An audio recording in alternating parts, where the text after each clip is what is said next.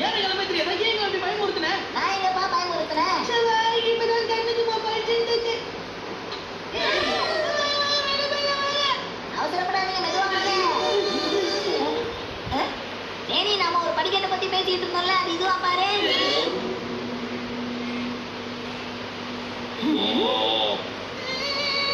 அது பேரு சாதாரண படிக்கட்டுதான். இருந்தாலும் செக் பண்ணி பார்த்துருவோமா? இப்படியே போனீங்கன்னா உங்களுக்கு தூக்கம் வராது, படிக்கட்டு தான் கனவுல வரும். அதனால நான் என்ன சொல்றேன்னா, தூங்காம இருந்தீங்கன்னா அப்புறம் உங்களுக்கு ரெஸ்ட் ரூமுக்கு போக வேண்டியது வரும். நன்மை மசா முதல்ல படிக்க